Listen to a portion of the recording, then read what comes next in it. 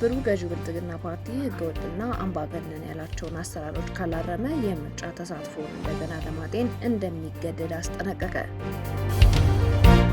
በግብር ጉዳይ ታክስ ይግባኝ ሂደት ላይ አዲስ ማስረጃ ማቅረብ አይቻልም በሚል የተሻሻለው ረቂቅ የታክስ አስተዳደር አዋጅ ይህን ድንጋጌ በማውጣት እንዲስተካከል የዘርፉ ተዋንያን ጠየቁ። ህወሓት የሚከተለውን ህገወጥ አሰራር ለማስቆም ጊዜያዊ ምክር ቤት መቋቋሙ ግዴታ መሆኑን ስምረት ፓርቲ ለአዲስ ማለዳ ገለጸ። የአሜሪካው ፕሬዝዳንት በባህረ ሰላጤው አጋሮቻቸው ግፊት ምክንያት በኢራን ላይ ሊሰነዝሩት አቅደው የነበረውን ጥቃት ማዘግየታቸውን ተናገሩ። ጤና ይስጥልኝ አዲስ ማለዳ ተከታታዮች፣ ዕለታዊ ዜናችን ተጀምረዋል። በመግቢያችን ላይ ያስተዋወቅናችሁን ጨምሮ ሌሎች ዘገባዎችን ይዘናል። አብረን እንቆይ። ትብብሩ ገዢው ብልጽግና ፓርቲ ህገወጥና አምባገነናዊ ያላቸውን አሰራሮች ካላረመ የምርጫ ተሳትፎውን እንደገና ለማጤን እንደሚገደድ አስጠነቀቀ። የአራት ፓርቲዎች ስብስብ የሆነው ትብብር ለኢትዮጵያ አንድነት የ2018ቱ አጠቃላይ ምርጫ ውጤት ከሞላ ጎደል ቀድሞ የታወቀ ቢሆንም መሰረታዊ ሂደቱንና ያስቀመጣቸውን ቅድመ ሁኔታዎች ቸል እንደማይል አስታወቀ። ስብስቡ በዛሬው ዕለት በወቅታዊ ጉዳዮች ላይ በሰጠው መግለጫ የአገሪቱ ሰላምና መጻኢ ዕድል ሊወሰን የሚችለው በእውነተኛ የህዝብ ተሳትፎ እንጂ በይስሙላ ምርጫ እንዳልሆነ ገልጾ ገዢው ብልጽግና ፓርቲ ህገወጥና አምባገነናዊ ያላቸውን አሰራሮች ካላረመ የምርጫ ተሳትፎውን እንደገና ለማጤን እንደሚገደድ አስጠንቅቋል። ከእጩዎች ምዝገባ ጀምሮ በሂደቱ ላይ የታዘባቸውንና በማስረጃ ያስደገፋቸውን አስደንጋጭ ህገወጥ ድርጊቶች ለኢትዮጵያ ህዝብና ለዓለም አቀፉ ማህበረሰብ ይፋ ያደረገው ትብብሩ ችግሮቹ ለብሔራዊ ምርጫ ቦርድ ሪፖርት የተደረጉ ቢሆንም በቦርዱ የታችኛው መዋቅር መስራትና ማስተካከል የሚገባው ባለመደረጉ ሳይፈቱ መቆየታቸውን አመልክቷል። ስብስቡ በገለጸው መሰረትም ምርጫ 2018 ከጦርነት ቀጥሎ የቴክኖሎጂ መቆራረጥ ዋና ችግር ሆኖ ታይቷል። በማዕከላዊ ኢትዮጵያ ክልል ሆሳዕናና አካባቢው ከ15 በላይ በጥቅሉ ደግሞ በመቶዎች የሚቆጠሩ ጠንካራ እጩዎች በሲስተም ችግር ምክንያት ሳይመዘገቡ መቅረታቸውንና ይህም ነባራዊ እውነታውን መቀየር ሌሎች ፓርቲዎች የቁጥር ብልጫ እንዲያገኙ እድል መስጠቱ ተገልጿል። ከዚህ በተጨማሪም በኦሮሚያ ክልል ሰሜን ሸዋ ዞን ወረጃ አርሶ ምርጫ ክልል 92 የምርጫ ጣቢያዎች በአንድ ድንኳን ስር እንዲከናወኑ መደረጉንና የአዲስ አበባ ፖሊስና ደህንነቶች ከክልሉ ካድሬዎች ጋር በመሆን እጩዎቻቸውን ከውድድር እንዲወጡ በህይወታቸውና በቤተሰቦቻቸው ላይ ግልጽ ዛቻ እንደፈጸሙባቸው ከሷል።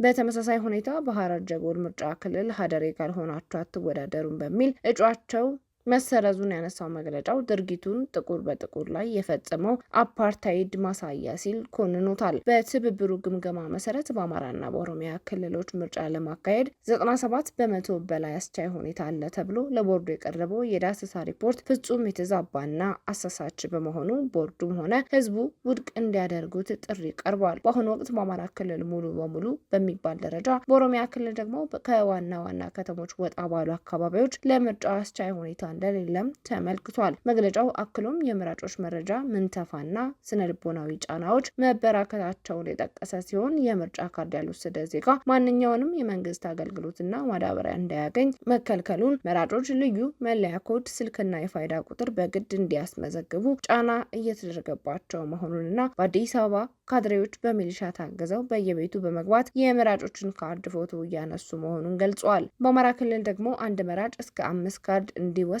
የተደረገባቸውና ዜጎች የወሰዱትን ካርድ ሰብስበው ለብልጽግና አመራሮች እንዲያስረክቡ የተገደዱበትን ተጨባጭ ማስረጃዎች መያዙን ይፋ አድርገዋል። ትብብሩ መንግስት በጠቅሉ ራሱን እንዲገራና ከዚህ ቀደም የቀረቡበትን መሰረታዊ ጥያቄዎች ማለትም ጦርነት በአስቻይ እንዲቆም፣ የፖለቲካ እስረኞች እንዲፈቱ፣ የምርጫ ምህዳሩ እንዲሻሻልና ከእውነተኛ ተቃዋሚ ኃይሎች ልሂቃንና ምሁራን ጋር ሁሉን አቀፍ ድርድር ሳይውል ሳያድር እንዲጀመርም ጠይቋል። መንግስት ለእነዚህ መሰረታዊ ጥያቄዎች እንደባለፈው ጊዜ ሁሉ በጆሮ ዳባ ልበስ ምንም ተግባራዊ እርምጃ ካልወሰደ የምርጫ ተሳትፎን እንደገና ለማጤን እንደሚገደድ አስጠንቅቋል። በመጨረሻም ለብሔራዊ ምርጫ ቦርድ ከፍተኛ አመራሮች እያደረጉት ስላለው ጥረት ምስጋና ያቀረበው ስብስቡ የታችኛው መዋቅርና አሳሳች የሆነው የቴክኖሎጂ ሲስተም አጠቃቀም ከዚህ በኋላ ባለው ሂደት ታግዶ እንዲቆይ አሳስቧል። ለኢትዮጵያ ህዝብም ካድሬው ቢያስፈራራውም ድምጽ ሲሰጥ ነጻ መሆኑን እንዲያውቅና ለሚደረገው ሰላማዊ ትግል ጥሪ ዝግጁ እንዲሆን ጥሪውን አስተላልፏል። ይህ ዘገባ ተጠናከረበት ጊዜ ድረስ ከምርጫ ቦርድም ሆነ ከሐረሪ ክልል በኩል የተሰጠ መግለጫን አዲስ ማለዳ አልተመለከተችም። በግብር ጉዳይ ታክስ ይግባኝ ሂደት ላይ አዲስ ማስረጃ ማቅረብ አይቻልም በሚል የተሻሻለው ረቂቅ የታክስ አስተዳደር አዋጅ ይህ ድንጋጌ በማውጣት እንዲስተካከል የዘርፉ ተዋንያን ጠየቁ። የገንዘብ ሚኒስቴር የታክስ አስተዳደር አዋጅ ማሻሻያ ረቂቅ አዋጅ ላይ የግብር ማስተካከያ ይግባኝ ሂደት ላይ አዲስ ማስረጃ ከተገኘ ወይም ከአቅም በላይ በሆነ ምክንያት ማስረጃውን ለማቅረብ ባለመቻሉ ካልሆነ በስተቀር ታክስ ከፋዩ ስህተት እንዲታረምለት ጥያቄ ማቅረብ የሚችለው ጉዳዩ በይግባኝ ከመታየቱ በፊት ነው በሚል የቀረበው የህግ ድንጋጌ ብርቱ ተቃውሞ ገጥሞታል። የህግ ድንጋጌው አክሎም ከፍተኛ ጫናን የሚያስከትል አዲስ ማስረጃ ያቀረበ ከሆነ በታክስ ህጉ መሰረት ሰነዱ በታክስ አወሳሰን ወቅት አስቀድሞ ባለመቅረቡ ምክንያት ሊከፈል ይገባ የነበረውን የታክስ ዕዳ 20% ቅጣት እንዲከፍል ያስቀምጣል። ይህ ድንጋጌ አሁን ላይ በማሻሻያው የተካተተ መሆኑን ተነግሯል። በታክስ አሰባሰብና በታክስ ክርክር አፈታት ስርዓት ላይ ግልጽነትን ለማስፈንና አሰራሩን ለማሻሻል የሚያስችል የህግ ማሻሻያ ረቂቅ በማዘጋጀት ያቀረበው የገንዘብ ሚኒስቴር ከሚመለከታቸው አካላት ጋር ባደረገው ውይይት የበለጠ የሚያወሳስብ ነው በሚል ጥያቄ ተነስቶበታል። በውይይቱ ላይ ከሂሳብ አዋቂዎች እስከ ህግ ባለሙያዎችና የግብር አማካሪዎች ድረስ የተሳተፉ ሲሆን ይህ አሁን ላይ በምድር ያለውን እውነታ ያላገናዘበ ነው በሚል ተቃውሞ ገጥሞታል። የገንዘብ ሚኒስቴር እንደ ዋና ማሻሻያ ካነሳቸው መካከል የታክስ የምስክር ወረቀት አሰጣጡን ማሻሻል፣ የታክስ አለመግባባቶች ሲፈጠሩ በማስታረቅ ስርዓት መፍታት፣ የታክስ ውሳኔ ማስታወቂያ የሚታረምበትን ስርዓት ግልጽ ማድረግ እንዲሁም የውሳኔ ማስታወቂያ ማሻሻያና የይግባኝ ማቅረቢያ የጊዜ ገደቦችን በግልጽ ማስቀመጥ የሚሉት ይገኙበታል። እነዚህ ማሻሻያዎች በታክስ ከፋዩና በታክስ ባለስልጣኑ መካከል ያለውን ግንኙነት ይበልጥ ቀልጣፋ ለማድረግ ያለመ ለውጥ በሚልም ተመልክቷል። የታክስ የምስክር ወረቀት ወይም ክሊራንስ አሰጣጥን በተመለከተ በተደረገው ማሻሻያ መሰረት በታክስ ክርክር ላይ ያሉ ታክስ ከፋዮችም ሆኑ ከታክስ ባለስልጣኑ ጋር የክፍያ ስምምነት የተፈራረሙ አካላት የታክስ ክሊራንስ ማግኘት የሚችሉበት እድል ከዚህ ቀደም የነበረ ቢሆንም አሁን ላይ ያን ለማግኘት ያለው ሂደት ያቀለዋል ተብሏል። ከዚህ ጋር በተያያዘም የውጭ ባለሀብቶች ታክስ የከፈሉ መሆኑን የሚያረጋግጥ የምስክር ወረቀት ካላቀረቡ በስተቀር ባንኮች ማንኛውንም የትርፍ ድርሻ ወደ ውጭ ሀገር እንዲልኩ መፍቀድ እንደማይችሉ በህጉ ላይ ተደንግጓል። በተጨማሪም በረቂቅ ላይ የተካተተው ትልቅ ለውጥ ያመጣል ተብሎ የታሰበበት የታክስ አለመግባባቶችን በውይይትና በማስታረቅ ስርዓት ለመፍታት የተቀመጠው አሰራር ነው። ይህ የማስታረቅ ስርዓት በታክስ ከፋዩና በታክስ ባለስልጣኑ መካከል በሚደረግ ስምምነት የሚተገበር ሲሆን ከቅሬታ ሰሚ አካል ውሳኔ በኋላ በማንኛውም የክርክር ደረጃ ላይ ሆኖ ሊከናወን የሚችል እንደሆነ ተጠቁሟል። ስምምነቱ ህጋዊ ጥንካሬ ኖሮት አስገዳጅና ተፈጻሚ እንዲሆን በጽሁፍ መደረግና በተሳታፊ ወገኖች መፈረም እንዳለበት የተገለጸ ሲሆን የአዋጁ ረቂቅም የዚህን ስርዓት ዝርዝር አፈጻጸም አካቶ የያዘ መሆኑ ታውቋል። ይህ በግብር ከፋይና በአፈጻጸም ተቋም በኩል አለመግባባት ሲፈጠር ይግባኝ ሰሚ ከቀረበ በኋላ አዲስ ማስረጃ ማቅረብ አትችሉም የሚለው ይገኝበታል። ረቂቁ ምንም እንኳን በልዩ ሁኔታ ይፈቀዳል ቢልም በተሳታፊዎች በኩል ተቃውሞ ገጥሞታል። አንድ ሰነድ መገኛ ቀላል አይሆንም ያሉት ተሳታፊዎች የታክስ ሲስተሙን የበለጠ ከማወሳሰብ አልፎ ግብር ከፋዩን እጅጉን የሚጎዳውና ሙሉ ለሙሉ መውጣት ያለበት አንቀጽ ነው ሲሉ ሀሳባቸውን አካፍለዋል። ተሳታፊዎች ድንጋጌው መቀጫንም ስለሚያጠቃልል ይህ እንዲወጣ እንደሚፈልጉም ጭምር አንስተዋል። ከአዲስ መረጃ ጋር በጣም ሰርፕራይዝ ያደረገኝና እኔ ይሄ አንቀጽ በቃ እንዳለ ብታወጡት ጥሩ ነው። ቢኮዝ ካለንበት በቃ ግራውንድ ላይ ካለንበት ነገር ጋር አብሮ መሄድ ነገር አለ። ታክስ አውቶሪቲ ምን ኦዲት እንደሚያደርግ የምናውቅበት ሁኔታ የለም። ምን የትም ሀገር ላይ ሁሉንም እኔ አንዳንድ ክላይንቶች አሉኝ የውጭ እንትኖች በጣም ነው የሚገርማቸው። ኢትዮጵያ ውስጥ ያለው የኦዲት ስነስርዓት ምን ኦዲት እንደሚደረግ አይታወቅም። ቅድም የሰጠሁት ኤግዛምፕል ለምሳሌ ብክነት ሊሆን ይችላል፣ ለምሳሌ ጠፍቶ ሊሆን ይችላል፣ ሎስ ሊሆን ይችላል፣ መሰረቅ ሊሆን ይችላል። በየትም ዓለም መሰረቅ ድጋሚ የታክስ ላያቢሊቲ የሚያመጣበት ሀገር እኛ ሀገር ስርዓት ያልያዘ የኦዲት ፕሮሲጀሮች አሉ። ግን ብሎ ንጽጽር ይሰራል። ያን ንጽጽር ካልገጠምኩት የኔን ዳታ የኔን ፋይናንሻል ስቴትመንት ከአንድ ሲስተም ያወጣሁትን ፋይናንሻል ስቴትመንት የሆነ ነገር ከሆነ ነገር ጋር አነጻጽር ግጠምልኝ ይባላል። እኔ አመት 2 አመት 3 አመት ያዝኩትን ሂሳብ በዛ ጊዜ ውስጥ ሲስተም ያስፈልገኝ እኮ ኮምፕሌክስ ብዙ ስለሆነ ሩቲን ስለሆነ በዛ ጊዜ ውስጥ አነጻጽሬ ያልጨርስ ይችላል። አነጻጽሬ ሲደርስ አንድ ነገር መሆኑን እረዳለሁ። የዛ ሰዓት ማስረጃ ይዤ ልመጣ። ማስረጃ ማለት ኤቭሪ ኦፕሬሽን ስንቱን ነው መረጃ ማቀርበው። ለዚህ ምላሽ የሰጡት የገንዘብ ሚኒስቴር ከፍተኛ አማካሪ የሆኑት ዋሲሁን አባተ በልዩ ሁኔታ ማቅረብ ይፈቀዳል ቢልም ነገር ግን የግብር ከፋዩ መጀመሪያ ላይ ያልነበረውን ማስረጃ ኋላ ላይ ከየት ያመጣዋል የሚል ጥያቄን አንስተዋል። በተጨማሪም ማናቸውም ግብር ከፋይ ሂደቱን ጠብቆ ማስረጃ እያቀረበ መከታተል ይችላል ያሉ ሲሆን ይህ እንዲደረግ ካልተናገረው ደግሞ ሕግ ተጥሷል በሚል አቤቱታውን ማቅረብ ይችላል ብለዋል። ይህ ረቂቅ አዋጅ እዚህ ላይ ማስረጃ ሳይቀርብ ከቆየ የዘገየበትን 20% ቅጣት እንዲከፍልም መደንገጉንም አስፈላጊ ነው ብለውታል። ይሁን እንጂ የገንዘብ ሚኒስቴር ቀጥታ ማስረጃ አታቀርቡ ማለት አይደለም ሲሉም ሞግተዋል። አዲስ ማስረጃ አንቀበልም ቶታሊ ተዘግቷል የሚል ድንጋጌ የለም። ከየት እንደመጣ አላውቅም። ዋናው ነገር ለምንድን ነው ያስፈለገው የሚለው ቅድም ተናግሬያለሁ። ግብር ከፋው መቼም ብዙ የሂሳብ መዝገብ የሚይዙት ወይ ፒኤልሲ ናቸው ወይ ሼር ካምፓኒዎች ናቸው። የሂሳብ መዝገብ የተደራጀ ለእኛ ብለው ሳይሆን ለመንግስት ብለው ሳይሆን ለራሳቸው የተደራጀ የሂሳብ አሰራር ስርዓት ሊኖራቸው ይገባል። ስለዚህ መጀመሪያ የምንነሳው ከኦዲት እንትኑ ነው። ስርዓቱ ኦዲት ስርዓቱ ላይ እዛ ማስረጃ እንዴት እንደሚቀርብ እስከ ኤግዚት ድረስ ስንት ጊዜ እንደሚታይ ዘርዝረናል። እርግጥ ይሄ መመሪያ በትክክል ተግባራዊ የሆነ ነው ወይ ያላችሁ ትክክል ነው።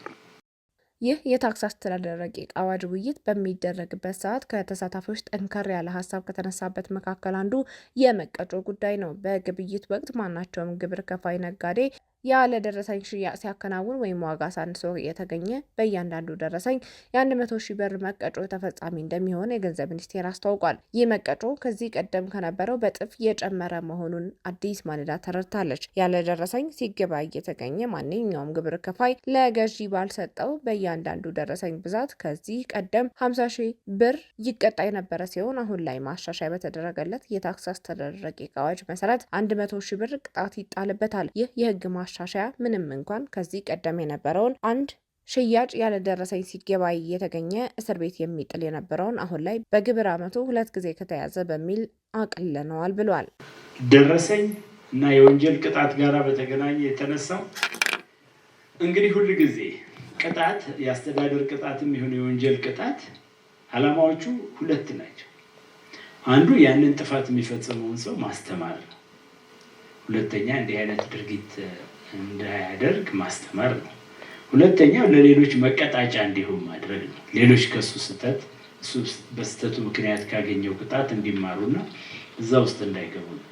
አሁን በደረሰኝ ረገድ ያው እንደምታዩት እየባሰበት መሄዱን የምታዩት ይሄ ቅጣት አስተማሪ ሊሆን አልቻለም፣ መቀጣጫም ሊሆን አልቻለም፣ ሌሎችንም ሊያስተምር አልቻለም። እንደውም ጭራሽ እንትኗን ገንዘቧን ለመክፈል ነው። ምንም ችግር የለባቸው። አንዳንዶች ያው እስራት ምናምን ሲኖራት ይደራደራሉ እንዳለን መረጃ። የገንዘብ ቅጣት ከሆነች ግን 50,000 ብሯን ከፍሎ ይሄዳል። ስለዚህ ሪስኩ 50,000 ነው። እችን የስራ እንቅስቃሴ ወጪ ውስጥ ይከታታል። ቅጣት ያው እንደ ወጪነት አያያዝም፣ ግን የቢዝነሱ አንዱ ሪስክ ይሄ ብሎ ያስባል ማለት ነው። አማካሪው አክሎም በአዲስ ማስረጃ ላይም ይሁን በደረሰኛ ለመገበያየት የሚያደርሰውን ቅጣት በዛ ለሚለው ጥያቄ መልስ የሰጡ ሲሆን አሁን ያለው መቅጣትና አስተማሪም መቀጫም አልሆነም ያሉ ሲሆን አሁን ላይ የተሻሻለው ቆንጠጥ አድርጎ እንዲይዝ የታሰበ ነው ብለዋል። ረቂቅ ማሻሻያ አዋጁን ሚኒስቴሩ ሂደትን የሚያቃልልና ለግብር ከፋዩ አመቺ ቢለውም ግብር ከፋዩ ግን የተቀበላቸው ሀሳቦች ቢኖሩም መውጣት አለባቸው ያላቸውም አሉ። ህወሓት የሚከተለውን ህገወጥ አሰራር ለማስቆም ጊዜያዊ ምክር ቤት መቋቋሙ ግዴታ መሆኑን ስምረት ፓርቲ ለአዲስ ማለዳ ገለጸ። ከሰሞኑ በትግራይ የሚንቀሳቀሱ 5 የፖለቲካ ፓርቲዎች እንዲሁም የሀራ መሬት ተዋጊዎች አንድ ላይ በመሆን የትግራይ ጊዜያዊ ምክር ቤት የተሰኘ ስብስብ ማቋቋማቸውን ተከትሎ አዲስ ማለዳ የምክር ቤቱ መቋቋም ፋይዳን በተመለከተ ከመስራቾቹ አንደኛው የሆነውን ስምረት ፓርቲን አነጋግራለች። በአሁኑ ጊዜ ትግራይ ክልል ውስጥ በርካታ የህግ ጥሰቶች በህወሓት አማካኝነት እየተፈጸሙ በመሆኑና ጊዜው የምርጫ ወቅት እንደመሆኑ መጠን በክልሉ በፌዴራል የሚታወቅ በህዝብ የተመረጠ መንግስት እንዲኖር ለማስቻል የተቋቋመ መሆኑን የተናገሩት የፓርቲው የኮሚኒኬሽን ባለሙያ ሀለፎም ምርኤ ናቸው። ህወሓት በምርጫ ቦርድ የተሰረዘ መሆኑን የጠቀሱት ኃላፊው ከመንግስት እውቅና ውጪ የሆነ ፓርቲ በመሆኑ ክልሉ ለማስተዳደር ህጋዊ አይደለም በማለት የምክር ቤቱ መቋቋም አስፈላጊነትን ይናገራሉ። በትግራይ አለ ያሉትን ህግ አልባ አሰራር ለማስቀረት በክልሉ የሚንቀሳቀሱ የፖለቲካ አቋማቸውን ሳይቀይሩ በክልሉ ጊዜያዊ አቃፊ መንግስት መመስረት አለበት የሚለውን አጽንኦት የሰጡት ኃላፊውም ይህም ከፌዴራል መንግስት ጋር ለመደራደር እንዲቻል በመወጠን የተሰራ መሆኑን አስረድተዋል። እንደሳቸው ገለጻ ከሆነ ህወሓት እያደረገ ያለው ነገር የፌዴራል መንግስት ወደ ጦርነት እንዲገባ የሚገፋፋ ስራ ነው። በክልሉም ዳግም ጦርነት ቢነሳ የሚያልቀው የትግራይ ህዝብ በመሆኑ ይህ እንዳይሆን ደግሞ ጊዜያዊ ምክር ቤት መመስረቱ አስፈላጊ ሆኗል በማለት ለህዝቡም ያለው ጠቀሜታ ፈረጀ ብዙ መሆኑን ገልጸዋል። በትግራይ ያለው አሁን ቲፒኤልኤፍ ነበር መጀመሪያ፣ አሁን ታውቆ በምርጫ ቦርዱ ተሰርዟል። አሁን ደግሞ ምርጫ እየተካሄደ ነው ያለው። ስለዚህ ይሄ ምርጫ የሚካሄደው ነው ያለው ቲፒኤልኤፍም እኔ የሌለሁበት ምርጫ ይካሄድም እያለ ነው። ጊዜያዊ መንግስትም አላሰራ ብሎታል። ራስ በፕሪቶሪያ ስምምነት መሰረት የፈረሰውን መንግስት ማለት ነው ህጋዊ ያልሆነ ምርጫ ተብሎ ታምኖበት የፈረሰውን ምክር ቤት እንደገና ወደ ስራውን መግባት አለበት ብሎ ፕሬዚዳንት ማለት ዶክተር ደብረጽዮን ይሄ ለምክንያት የሚያደርጉትን ነገር በክልሉ ያለውን ችግር ከፌዴራል መንግስት ጋር ኃላፊነት ተሰጥቶት የሚነጋገር አካል ስላልተገኘ መልሰናል። ስርቆትም እየበዛ ስለሆነ የፖለቲካው አሰራርም እየተበላሸ ስለሆነ ወደ ስርዓቱ መግባት ነው የሚሉት። አሁን ይሄን ነገር ከመለሱት በኋላ የትግራይ ህዝብ ወይም ደግሞ ትግራይ ራሷ ነዳጅ ታገኛለች ወይ? የትኛውን አሰራር በጀት ማንን አምኖ ፌዴራል መንግስት ይሰጣል? የትኛው አሰራር መንግስት እያለን እዛም ካልፈለጉት ለታደሰ ወረደን ስላልፈለግ ነው ሌላ ለመተካት መነጋገር አለብን፣ ጊዜ ያዝልን ማለት ይችሉ ነበር። ይሄን ነገር ትቶ ወደ አክሱም ሄደው ይሄ ማዕከላዊ ኮሚቴ ነኝ የሚለውን አካል የወሰነው ውሳኔ ነው። አሁን ደግሞ በኃይል ጽሕፈት ቤቱን ሰብረው ገብተዋል። ያለውን ነገር በትግራይ ጋልባ የሆነ አካሄድ ስላለ ቢያንስ ያሉ የፖለቲካ ድርጅቶች በሙሉ አቋማቸውን እንዳለ ሆነው ማለት ነው። ቢያንስ ያው መንግስት ፌዴራል መንግስት እንጠይቀዋለን፣ ግን የራሱ የሆነ ማኒፌስቶን በመቅረጽ ህግና ደንብ በማጥበቅ ጊዜያዊ መንግስት አቃፊ የሆነውን መመስረት አለበት። አሁን ትናንት የነበረው የፖለቲካ ድርጅቶች ብቻ አይደሉም፣ ጋዜጠኞችም ጭምራል። ከሰራዊቱ ከቲዲኤፍ ማለት ነው። ከቲዲኤፍ ይሄ አካሄዱ የጦርነት አካሄድ ስለሆነ አልደግፈውም ብሎ የወጡ ወደ ሀራ መሬት የወጡ አሉ ጀነራሎች።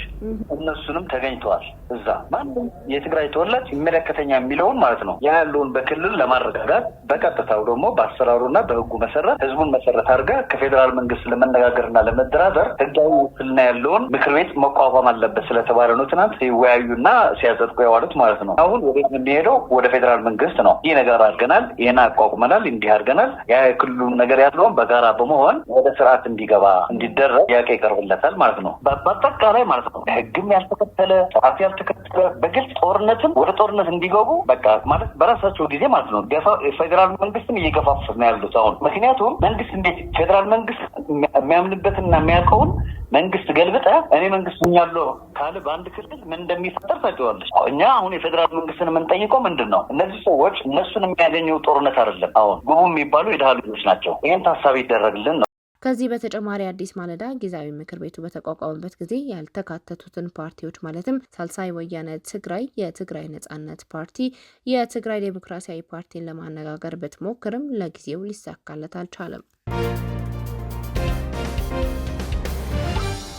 የአሜሪካው ፕሬዝዳንት በባህረ ሰላጤ አጋሮቻቸው ግፊት ምክንያት በኢራን ላይ ሊሰነዝሩት አቅደው የነበረውን ጥቃት ማዘግየታቸውን ተናገሩ። የአሜሪካው ፕሬዝዳንት ዶናልድ ትራምፕ በኢራን ላይ ሊሰነዘር ታቅዶ የነበረውን ጥቃት ያዘገዩት ከኳታር፣ ከሳውዲ አረቢያና ከተባበሩት አረብ ኤምሬትስ መሪዎች በቀረቡላቸው ጥያቄ መሰረት መሆኑን ገልጸው ከበስተጀርባ ቁም ነገር ያላቸው ድርድሮች እየተካሄዱ ነው ሲሉም ተናግረዋል። እነዚህ አስተያየቶች በዋሽንግተንና በቴህራን መካከል ለሳምንታት የዘለቀውን ውጥረት እየተባባሰ በሄደበት ወቅት አዳዲስ ዲፕሎማሲያዊ ጥረቶች እየተደረጉ መሆኑን ያሳያሉ። የኢራኑ ፕሬዝዳንት መሱድ ፔዜሽኪያን ሀገራቸው በንግግሮች ላይ የምታደርገውን ተሳትፎ የደገፉት ሲሆን ሀገሪቱ በጫና ምክንያት እያፈገፈገች ነው የሚሉት አስተያየቶች ግን ውድቅ አድርገዋል። ውይይት ማለት እጅ መስጠት ማለት አይደለም ያሉት ፕሬዝዳንቱ ኢራን ወደ ድርድሩ የገባችው በክብር በባለስልጣንነትና የሀገሪቱን መብቶች ባስጠበቀ መልኩ ነው ሲሉ ገልጸዋል። ይህ በእንዲህ እንዳለ በአሜሪካ አደራዳሪነት የተራዘመው የተኩስ አቁም ስምምነት ቢኖርም እስራኤል በሊባኖስ ላይ የምታደርገው ጥቃት ጋብ